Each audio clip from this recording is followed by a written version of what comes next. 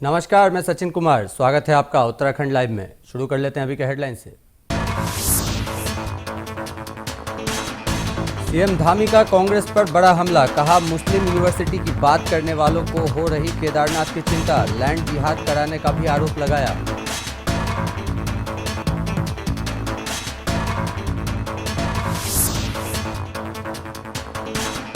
अंतिम चरण के प्रचार ने पकड़ी रफ्तार, कैबिनेट मिनिस्टर गणेश जोशी ने केदारनाथ में मांगे बीजेपी के पक्ष में वोट, खूब किया डबल इंजन की सरकार का गुणगान।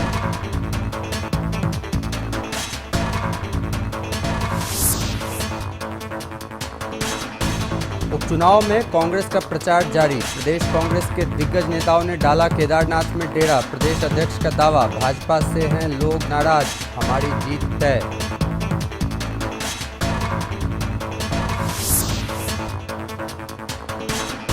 शीतकाल के लिए बंद हुए बद्रीनाथ धाम के कपाट, खास पल के साक्षी बने हजारों लोग। 13 नवंबर से शुरू हुई थी कपाट बंद करने की प्रक्रिया।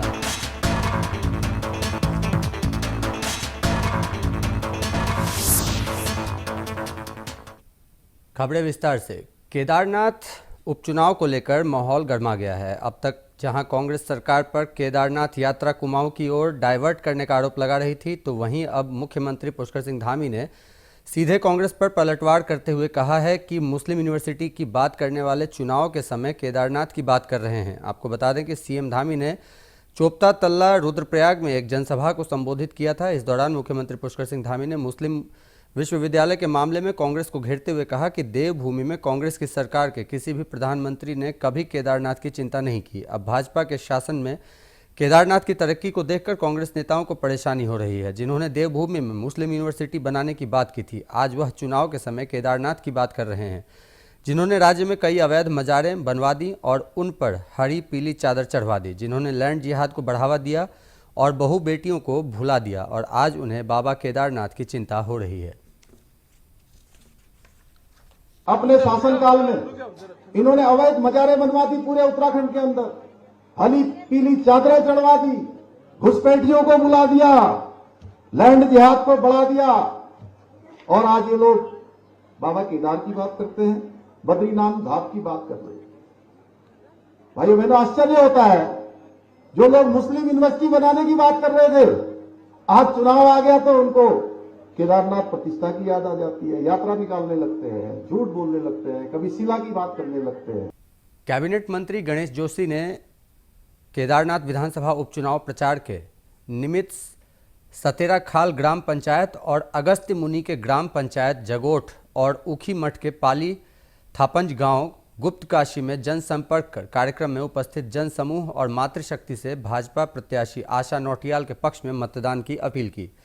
जनसंपर्क के दौरान अपने संबोधन में कैबिनेट मंत्री गणेश जोशी ने कहा कि प्रधानमंत्री नरेंद्र मोदी का केदारनाथ से एक विशेष लगाव है। उन्होंने कहा, यही कारण है कि प्रधानमंत्री के कुशल मार्गदर्शन और प्रदेश के मुख्यमंत्री पुष्कर सिंह धामी के नेतृत्व में विगत कुछ वर्षों में केदारनाथ धाम में श्रद्धालुओं की संख्या नित नए कीर्तिमान स्थापित कर स्थानीय लोगों के लिए रोजगार और स्वरोजगार के अवसर प्राप्त हो रहे हैं। उन्होंने कहा, हमारी डबल इंजन सरकार ने महिलाओं को सशक्त बनाने के लिए विभिन्न योजनाएं संचालित की, उनको लाभान्वित किया जा रहा है। उन्होंने कहा कि यही कारण है कि महिलाओं का वोट हमेशा से ही भाजपा को मिलता रहा है। उन्होंने कहा कि केदारनाथ की जनता प्रधानमंत्री के केदार घाटी में हुए अभूतपूर्व विकास कार्यों और मुख्यमंत्री पुष्कर सिंह धामी के फैसले, जो हाल ही में 10 करोड़ रुपए जो आपदा प्रभावितों को दिए हैं, और भाजपा प्रत्याशी आशा नौटियाल की साफ सुथरी छवि और मृदु भाषिता, उसका लाभ बीजेपी को मिल रहा है। उन्होंने कहा कि इस उपचुनाव को हम एक तरफा जीत रहे हैं।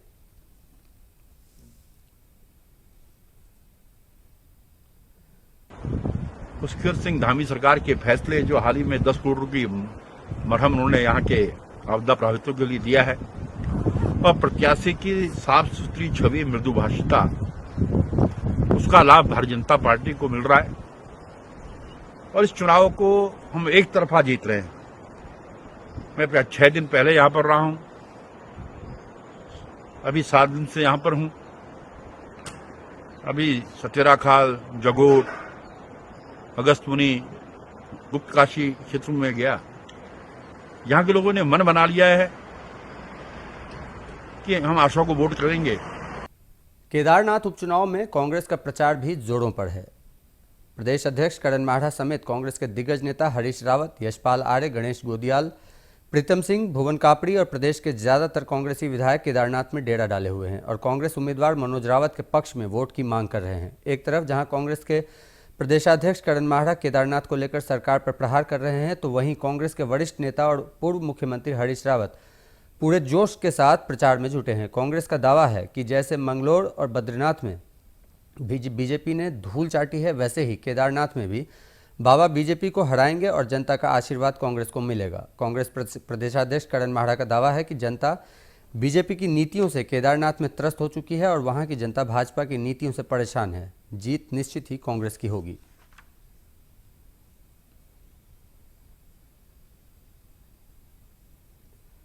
चुनाव कांग्रेस जीत रही है। बीजेपी के कुशासन से लोग परेशान हैं।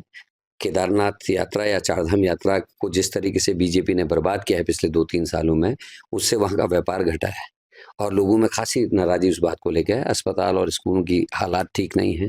कंडी डंडी वाले परेशान हैं, घोड़े खच्चर वाले परेशान हैं, जिन्होंने गौरीकुंड से लेकर ऊपर तक दुकानें जो छोटे लोग लगाते थे, उन सबको बहुत नुकसान हुआ है। उनको 5,900 रुपये की पर्ची पहले काटी गई और 10,000 रुपये के चालान फॉरेस्ट ने उनके काटने का काम किया है, जो निश्चित ही दुर्भाग्यपूर्ण है और इन सब चीज़ों को लेकर वहाँ नाराजी। श्रद्धालुओं के जय बद्री विशाल के उद्घोष के साथ रविवार रात 9:07 पर शीतकाल के लिए बद्रीनाथ मंदिर के कपाट बंद कर दिए गए। गंगोत्री, यमुनोत्री और केदारनाथ धाम के कपाट पहले ही बंद हो चुके थे। अब बद्रीनाथ धाम के कपाट बंद होने के साथ ही इस वर्ष के लिए 4 धाम यात्रा संपन्न हो गई है। कपाट बंद होने के मौके पर धाम में पहुंचे लगभग 10,000 श्रद्धालुओं ने बद्रीनाथ के दर्शन किए। कपाट बंद होने के बाद बद्रीनाथ धाम जय बद्री विशाल के उद्घोष से गूंज उठा। बद्रीनाथ मंदिर को 15 क्विंटल फूलों से सजाया गया था। आपको बता दें कि बीते रोज दिन भर बद्रीनाथ मंदिर श्रद्धालुओं के दर्शनार्थ खुला रहा।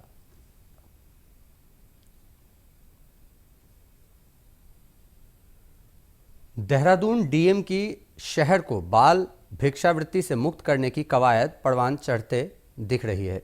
इसी परिप्रेक्ष्य में जिलाधिकारी सवीन बंसल की अध्यक्षता भिक्षावृत्ति उन्मूलन को लेकर महत्वपूर्ण बैठक आयोजित की गई। मुख्य शिक्षा अधिकारी एवं जिला प्रोबेशन अधिकारी द्वारा विगत सप्ताह से भिक्षावृत्ति से रेस्क्यू किए जाने वाले बच्चों हेतु तैयार किए गए माइक्रो प्लान को जिलाधिकारी ने अनुमोदन दे दिया है। इसी दौरान रेस्क्यू किए जाने वाले बच्चों को इंटेंसिव केयर शेल्टर में उचित माहौल उपलब्ध कराने हेतु 3 सामाजिक संगठनों आसरा, सरफिना, समर्पण से जिला प्रशासन का MOU हस्ताक्षर कर आपस में अंतरित हो गया है। जिलाधिकारी ने कार्यभार ग्रहण करने के उपरांत ही जिला बाल कल्याण और संरक्षण समिति एवं बाल कल्याण समिति व चाइल्ड हेल्पलाइन बैठक लेते हुए स्पष्ट निर्देश दिए कि उनके जनपद में कोई भी बच्चा भिक्षावृत्ति करते ना दिखे। बच्चों के स्थान स्कूलों में, सड़कों पर भिक्षावृत्ति करना नहीं। उसके लिए उन्होंने मुख्य शिक्षा अधिकारी एवं बाल विकास अधिकारी को प्रभावी माइक्रो प्लान तैयार करने के निर्देश दे दिए। उनके द्वारा इसकी नियमित समीक्षा की जा रही है। अब इस माइक्रो प्लान को डीएम ने अनुमोदन कर दिया है। वर्तमान में भिक्षावृत्ति पर रोक लगाने हेतु निरंतर ऑपरेशन चलाते हुए बच्चों को रेस्क्यू किया जा रहा है। 12 होमगार्ड की अलग अलग चौराहों पर रोस्टवार ड्यूटी लगाई गई है। वाहन द्वारा भिक्षावृत्ति करते बच्चों को रेस्क्यू किया जा रहा है।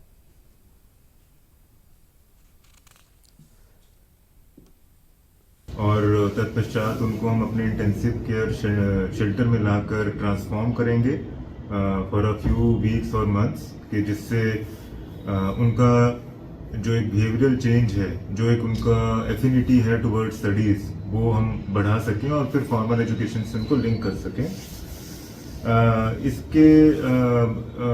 इसके बाबत जो साधुराम कॉलेज है उसका टेंडर हो चुका है और उसका कार्य अगले सप्ताह से शुरू होने वाला है। तो प्रथम चरण में 3 कक्ष हम बच्चों के लिए तैयार कर रहे हैं। उसके बाद एक बड़ा हॉल जो मल्टी एक्टिविटी हॉल होगा, वहाँ पे स्पोर्ट्स और रिक्रिएशनल एक्टिविटीज और एक्टिविटी बेस्ड लर्निंग। बदलते दौर में बच्चों के खाने पीने में बहुत ज़्यादा बदलाव हुआ है। ऐसे में छोटे बच्चों के अंदर होने वाली बीमारियां एक चिंता का विषय है, जिसका समय पर लक्षण का पता चलना व उपचार बहुत ज़रूरी है। बात करें दिमागी बुखार की, तो यह बच्चों में गंभीर बीमारी का रूप ले लेती है और बच्चे बेहोशी की हालत में चले जाते हैं। इस बीमारी में बच्चों को दौरे पड़ने के साथ मुंह और नाक से झाग भी आने लगते हैं, जिसका समय पर उपचार बच्चे की जान बचा सकता है। बच्चों में होने वाली इस गंभीर बीमारी को लेकर सुशीला तिवारी में तैनात HOD एवं प्रोफेसर डॉक्टर ऋतु रखोलिया का कहना है कि दिमागी बुखार के कारण बच्चे काफ़ी चिड़चिड़े हो जाते हैं। इस बीमारी में बच्चों में काफ़ी कमज़ोरी हो जाती है। उन्होंने कहा कि इस तरह का संक्रमण 3 तरह का होता है। पहला वायरल, दूसरा बैक्टीरियल तथा तीसरा टीबी संक्रमण होता है, जो लंबे समय तक उपचार करने के बाद ही सही होता है। हाँ, कहीं पर भी बच्चे के शरीर में अगर पस है और वो पूरे तरीके से हम लोग उसका इलाज नहीं कर पाए और वो पस शरीर में, बैक्टीरिया शरीर में जाने लगे, तो वो कहीं पर भी लॉन्च कर सकते हैं। छोटे बच्चे की बीमारी से लड़ने की क्षमता थोड़ी कम होती है, तो बड़े आदमी जैसे बीमारी से बहुत अच्छे से लड़ पाते हैं। और चेहरे का एक एरिया जो होता है, नाक के किनारे, आंखों के किनारे, उसको हम अनसेफ एरिया बोलते हैं। तो वहाँ का संक्रमण सीधे दिमाग के अंदर जाता है। इस एरिया में कोई भी फोड़े फुंसी बच्चे के लिए जल्दी संक्रमण देते हैं। तो कान का इन्फेक्शन है या चेहरे के मध्य भाग का, आँख, कान, नाक के इस हिस्से का संक्रमण जो है, चमड़ी का भी हो, तो दिमाग में जाने की चांसेस काफ़ी ज़्यादा होती हैं। तो यह है कि बच्चों को टीकाकरण पूरा कराना चाहिए। हाल ही में कुछ दिनों पूर्व अल्मोड़ा में हुए सड़क हादसे में 36 यात्रियों की जान गंवाने और देहरादून हादसे में 6 की मौत के बाद मुख्यमंत्री पुष्कर सिंह धामी प्रदेश में सड़क हादसे को रोकने के लिए अधिकारियों को सख्त आदेश दिए हैं, लेकिन इसके बाद भी सड़क हादसे थमने का नाम नहीं ले रहे हैं। ऐसा ही सड़क हादसा जसपुर के NH 74 राष्ट्रीय राजमार्ग के भगवंतपुर चौराहे पर देखने को मिला है, जहां घने कोहरे में तेज रफ्तार होने के चलते ट्रक और DCM की आपस में भिड़ंत हो गई, मगर गनीमत यह रही कि दोनों वाहनों के चालकों की जान बच गई। भिड़ंत में दोनों बहनों में टूट फूट भी हुई है। DCM का ड्राइवर मौके से फरार हो गया है। घटना के बाद राहगीरों ने भी सरकार से अपील की है कि हादसे वाली जगह ब्रेकर या ओवरब्रिज बनाने की ज़रूरत है ताकि हादसे रुक सकें।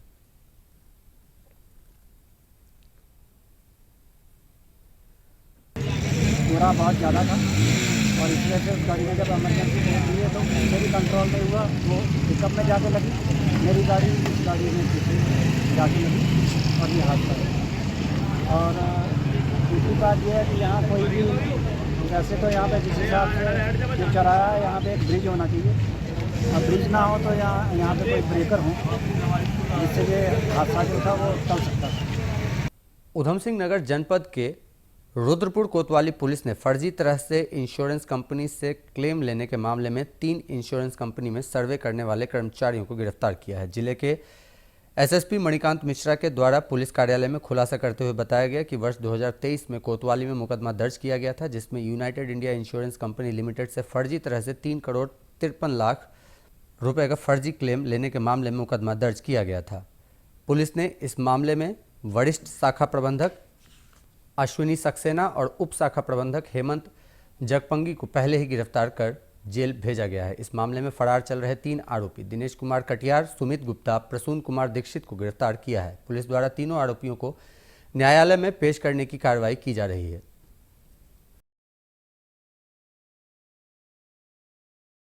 ये बताया गया कि बैंक के कुछ कर्मचारियों और उनके सर्वेयर के द्वारा मिलकर फर्जी क्लेम किए गए, जिसमें वाहनों के डैमेज होने के फर्जी क्लेम थे और बहुत मोटी धनराशि, लगभग 3.5 करोड़ रुपए की धनराशि गलत तरीके से निकालकर अलग अलग खातों में दी गई, जिस पर अपराध पंजीकृत किया गया और उसकी विवेचना चल रही थी।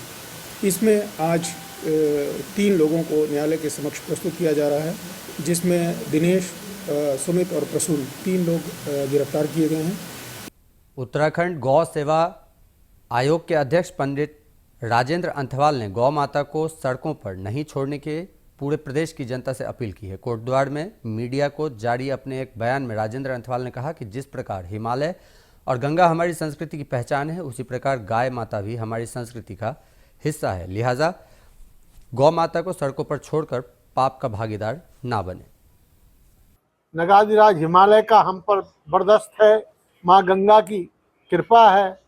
तो मैं इस अवसर पर ये भी चाहूँगा कि गौ माता को जो इस समय सड़क पर है, उसका पर भी लोग ध्यान दें। यदि गाय भारत की संस्कृति की धुरी है, इसलिए ये जो सड़कों पर निराश्रित छोड़ रहे हैं, उनसे अपेक्षा है, अपील है कि ऐसा न करें। जनपद पौड़ी में सड़क हादसे को रोकने के लिए पुलिस लगातार जगह जगह चेकिंग अभियान चला रही है। एडिशनल एसपी जया बलूनी ने जानकारी देते हुए बताया कि जनपद पौड़ी में पिछले कुछ समय से अभियान चलाया जा रहा है, जिसमें ओवर स्पीड, शराब पीकर गाड़ी चलाने, ओवर लोडिंग वाले वाहनों को सीज किया जा रहा है और ड्राइवर का लाइसेंस 3 माह के लिए प्रतिबंधित किया जा रहा है। लगभग पिछले 1.5 महीने से वरिष्ठ पुलिस अधीक्षक महोदय के भी निर्देश हुए थे लगातार, क्योंकि शादियों के टाइम पर और ये जो त्यौहार के टाइम पर है, इसमें एक्सीडेंट के काफ़ी चांसेस रहते हैं, तो लगातार ड्रंकन एंड ड्राइव पे हमारे यहाँ से चालान किए जा रहे हैं। प्रतिदिन का डेटा कलेक्ट होता है और इस बार काफ़ी चालान इसमें हुए हैं। उधम सिंह नगर जिले के किच्छा में हिंदू युवा वाहिनी के प्रदेश अध्यक्ष एवं भाजपा ओबीसी मोर्चा के जिला अध्यक्ष श्रीकांत राठौड़ को फोन पर जान से मारने की धमकी मिली है।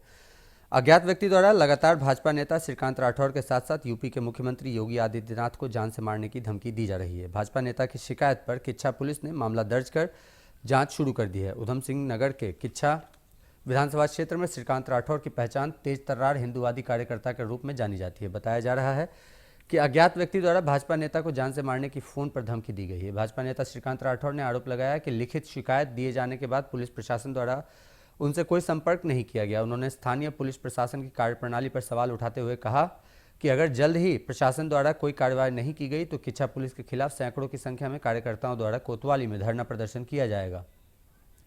भाजपा नेता राठौड़ ने आरोप लगाया कि अगर उनकी हत्या हुई तो प्रशासन को जनता के आक्रोश का सामना करने को मजबूर होना पड़ेगा। भाजपा नेता राठौड़ ने बताया कि 30 नवंबर को किच्छा में 51 कन्याओं के सामूहिक विवाह का कार्यक्रम आयोजित होना है, जिसमें 10,000 से अधिक लोग मौजूद रहेंगे। बताया कि कार्यक्रम में उत्तराखंड के मुख्यमंत्री पुष्कर सिंह धामी सहित तमाम मंत्रीगण एवं सांसद मौजूद रहेंगे। उन्होंने अंदेशा जताते हुए कहा कि उनके विशाल कार्यक्रम में अवरोध पैदा करने के उद्देश्य से भी यह साजिश रची जा रही है। दूसरी तरफ पुलिस का कहना है कि शिकायत के आधार पर रिपोर्ट दर्ज कर मामले की जांच की जा रही है। और भी हिंदू संगठनों में मैंने बहुत काम किया है, संगठन में भी मैंने बहुत काम किया है। 30 साल हो गए लगातार संगठन में काम करते हुए। आज सरकार भी हमारी है और उसके बावजूद भी इन असामाजिक लोगों के हौसले बड़े हुए हैं, तो निश्चित रूप से पुलिस प्रशासन से हमने मांग की है। अब आगे देखते हैं क्या होता है। प्रशासन की बहुत बड़ी लापरवाही है। प्रशासन से हमने कोतवाल साहब से बात की, कहते हैं नशेड़ी है। अभी नशेड़ी आपने अभी बुलाया नहीं, उसे अभी थाने में नहीं गिरफ्तार नहीं कर पाए, तो नशेड़ी किस बात का है? वो कैसे प्रूफ हो गया उसका नशेड़ी है? वो क्लीन चिट दे दी है पुलिस। हाँ, हमसे कहते हैं नशेड़ी लगता है हमें, तो नशेड़ी लगता है क्यों? नशेड़ी है, किस बात का नशेड़ी लगता है? हमें दिखाएं, एक बार मीडिया को दिखाएं, पूरे जग जाहिर तो हो नशेड़ी है वाकई में, उसके बाद तो हमें संतुष्टि मिलेगी ना। रुद्रपुर कोतवाली पुलिस ने हनी ट्रैप के मामले में आरोपी महिला सहित उसके साथी को गिरफ्तार किया है। जानकारी के अनुसार पुलिस ने काशीपुर निवासी सतनाम सिंह पुत्र कश्मीर की तहरीर के आधार पर हनी ट्रैप का मुकदमा दर्ज किया था, जिसमें काशीपुर निवासी सतनाम सिंह ने बताया था कि वह रिटायर्ड शिक्षक है। वह किसी काम से रुद्रपुर आया और उसने महिला को फ़ोन किया तो महिला उसको चाय पिलाने के बहाने अपने घर ले गई थी। आरोप है कि इस दौरान महिला ने अपने कपड़े उतारे और चाकू की नोक पर उसके भी कपड़े उतरवाकर उसकी वीडियो क्लिपिंग बनवाई थी। इस दौरान महिला के 3 अन्य साथी भी मौके पर पहुंच गए थे और सतनाम सिंह के साथ जमकर मारपीट की थी। उससे 3,65,000 रुपये की नकदी भी ठग ली थी। पुलिस ने तत्काल मुकदमा दर्ज कर आरोपियों की तलाश शुरू कर दी है। अब पुलिस ने महिला गौरी वर्मा उर्फ दमयंती वर्मा निवासी पंत कॉलोनी किच्छा और उसके साथी अजय गुप्ता पुत्र घनश्याम गुप्ता निवासी रामपुरा वार्ड नंबर 21 रुद्रपुर को गिरफ्तार किया है। पुलिस ने दोनों आरोपियों को न्यायालय में पेश किया, जहां से आगे की कार्रवाई की गई है। जिस दिन प्रार्थना पत्र प्राप्त हुआ वो बड़े डरे और सहमे हुए थे। उनको ऐसा लगता था कि मैं बदनाम हो जाऊंगा और उन्होंने बड़ी हिम्मत करके मेरे पास वो उपस्थित हुए। मैंने इस प्रार्थना पत्र को जीतो कंबोज, जो हमारे इंस्पेक्टर हैं एंटी ह्यूमन ट्रैफिकिंग में, उनको दिया और बड़ी गोपनीयता से जीतो कंबोज के द्वारा इसमें जांच की गई। जांच के उपरांत ये पाया गया कि जो तथ्य प्रार्थना पत्र में दिए गए हैं वो सही है। उस पर अपराध पंजीकृत हुआ और उसमें आज 2 लोगों को गिरफ्तार किया गया है, जो महिला जिन्होंने सतनाम सिंह को फंसाया और गलत फ़ोटो और वीडियो बनाई और उसको मीडिया में या सोशल मीडिया में अपलोड करने की धमकी के नाम पर पैसे लिए। रुद्रपुर में ट्रांजिट कैंप के विवेक नगर में देर रात एक कॉस्मेटिक की दुकान में भीषण आग लग गई। आग इतनी तीव्र थी कि दुकान में रखा सारा सामान जलकर राख हो गया। सूचना मिलते ही दमकल विभाग की टीम ने मौके पर पहुंचकर आग पर काबू पाया। बताया जा रहा है कि विवेक नगर में सोमपाल पुत्र त्रिलोक सिंह निवासी ट्रांजिट कैंप ठाकुर नगर की कॉस्मेटिक की दुकान थी। सोमपाल ने बताया कि वह रोज की तरह अपनी दुकान बंद कर घर लौटा था। कुछ समय बाद जब वह सड़क से गुजरा तो किसी ने उन्हें बताया कि उनकी दुकान से धुआं निकल रहा है। उसने तुरंत अपनी दुकान में जाकर देखा तो सच में धुआं निकल रहा था। आग की सूचना तत्काल 112 पर कॉल कर दी गई। इसके बाद फायर ब्रिगेड की गाड़ी मौके पर पहुंची। सोमपाल के मुताबिक दुकान में करीब 4 से 6 लाख रुपए का माल था, जो अब जलकर राख हो चुका है। रुद्रपुर के अग्निशमन अधिकारी गिरीश चंद्र बिष्ट ने बताया कि आग लगने की सूचना पर फायर की टीम मौके पर पहुंची थी। आग पर काबू पाया गया है। आग लगने के कारणों की जांच की जा रही है और आग से हुए नुकसान का आकलन भी किया जा रहा है। 20 नवंबर को केदारनाथ उपचुनाव के लिए मतदान होना है, जिसके लिए धामी सरकार ने अपनी कैबिनेट के 5 मंत्री को केदारनाथ विधानसभा के मंडल प्रभारी के रूप में उतारा हुआ है। वहीं इस पर कैबिनेट मंत्री और अगस्त्य मुनि ग्रामीण मंडल के प्रभारी सुबोध उनियाल ने कहा कि भाजपा की उम्मीदवार आशा नौटियाल पूर्व में भी केदारनाथ से विधायक रह चुकी हैं और इससे पहले शैला रानी रावत ने भी केदारनाथ में विकास किया है। साथ ही उन्होंने कहा कि मुख्यमंत्री धामी ने वहां की जनता की तमाम मांगों को पूरा किया है, जिससे साफ जाहिर होता है कि यह चुनाव भाजपा अच्छे मतों से जीत जाएगी।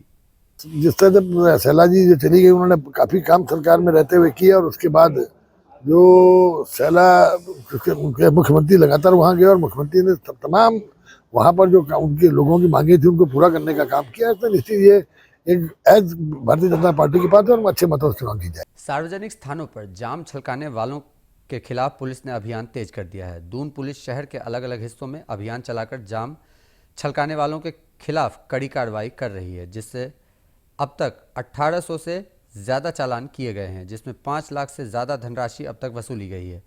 एसएसपी देहरादून अजय सिंह ने तमाम चौकी प्रभारियों को कड़े निर्देश दिए हैं। साथ ही कहा गया है कि जाम छलकाने वालों के साथ ही शरारती तत्वों पर सख्त कार्रवाई की जाए ताकि दून शहर का माहौल खराब ना हो। इसके साथ ही लगातार हो रही सड़क दुर्घटनाओं पर भी अंकुश लग सके।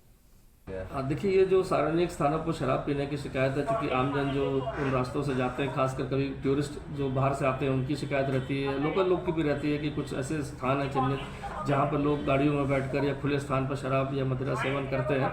केदारनाथ उपचुनाव की उल्टी गिनती अब खत्म होने वाली है। 20 नवंबर को केदारनाथ उपचुनाव में मतदान होगा और 23 तारीख को परिणाम सामने आ जाएंगे। लेकिन उससे पहले मुख्यमंत्री पुष्कर सिंह धामी ही नहीं बल्कि बीजेपी के प्रत्येक कार्यकर्ता भी आश्वस्त हैं कि केदारनाथ सीट भाजपा ही जीतेगी। वहीं बीजेपी के प्रवक्ता कमलेश रमन ने कहा कि हम बिल्कुल आश्वस्त हैं कि केदारनाथ बीजेपी की प्रत्याशी आशा नौटियाल ही जीतेंगे, क्योंकि बिल्कुल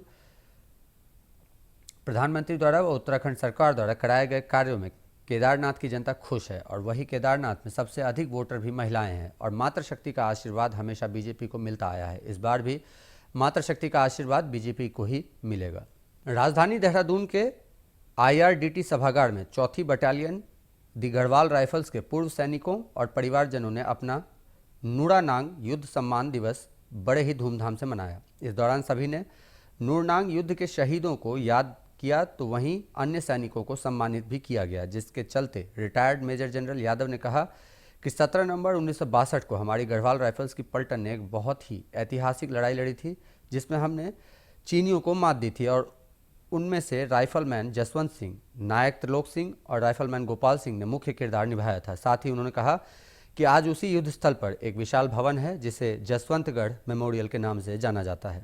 इस लड़ाई में हमारे जो मुख्य किरदार निभाया था कुछ जवानों ने, उनमें से राइफलमैन जसवंत सिंह थे, नायक त्रिलोक सिंह थे और राइफलमैन गोपाल सिंह थे। उनकी एक कार्रवाई के कारण पूरी लड़ाई का रुख बदल गया। हालांकि चीनियों ने 5 हमले किए लेकिन हर नाकाम रहे और हमने उन्हें बहुत बुरी तरीके से शिद्दत दी, इसके कारण वो उस इलाके में आगे नहीं बढ़ पाए।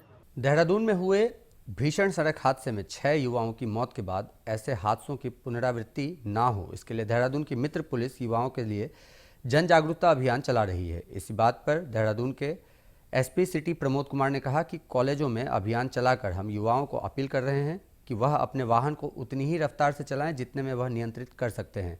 साथ ही उन्होंने कहा कि हमने युवाओं से निवेदन किया है कि शराब का सेवन कर के गाड़ी ना चलाएं, ताकि रास्ते पर चल रहे अन्य लोग भी सुरक्षित रह सकें। तो उसको ड्रंकन ड्राइविंग के बाद गाड़ी को कदापि ना चलाएं। ऑब्वियस सी बात है कि जब आप शराब के नशे में रहेंगे तो सेंस में नहीं रहेंगे और गाड़ी आप कंट्रोल कदापि नहीं कर पाएंगे। तो ड्रंकन ड्राइविंग बिल्कुल ना करें। साथ ही साथ जैसा कि कई बार हो जाता है कि युवक रहते हैं, नवयुवक रहते हैं और कोई गाड़ी अगर उनको क्रॉस कर जाए तो ये आता है कि भाई इसको कैसे क्रॉस करके इसका पीछा करें। तो ये ज़िंदगी जो है इसको एक रेस का मैदान ना बनाए अपनी गाड़ी को। ये ज़िंदगी बहुत कीमती है, बहुत अमूल्य है आपके और आपके परिजनों के लिए। तो कदापि किसी से ये जिंदगी जो है मतलब ये रेस की होड़ नहीं लगानी है। जैसे मैंने बताया कि भाई अपनी संयमित तरीके से गाड़ी को चलाएं, अपना सीट बेल्ट का प्रयोग करें, मोबाइल का इस्तेमाल ना करें, ड्रंकन ड्राइविंग ना करें और अपनी गाड़ी को ओवर स्पीड पे ना चलाएं।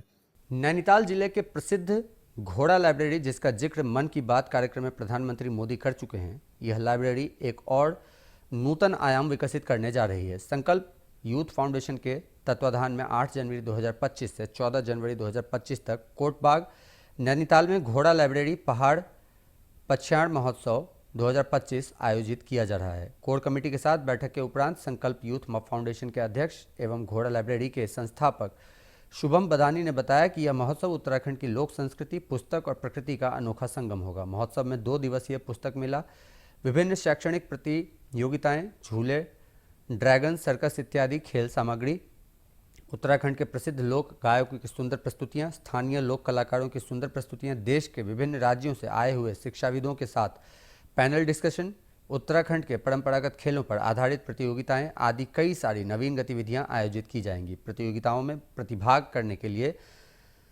प्री रजिस्ट्रेशन करना अनिवार्य होगा। जल्द ही महोत्सव को लेकर विस्तृत जानकारी साझा की जाएंगी। उत्तराखंड के कई सारे परंपरागत खेल हुआ करते थे जो आज विलुप्ति के कगार पर हैं। महोत्सव के माध्यम से हमारा प्रयास ये भी है कि इस प्रकार के खेल हम पुनः एक बार पुनर्जीवित करने का प्रयास करेंगे। तो महोत्सव के अंतर्गत बाघ बकरी प्रतियोगिता और मुर्गा झपट प्रतियोगिता का भी आयोजन किया जा रहा है। ये थी अब तक की सारी बड़ी खबरें। मिलते हैं अगले बुलेटिन में, तब तक के लिए नमस्कार।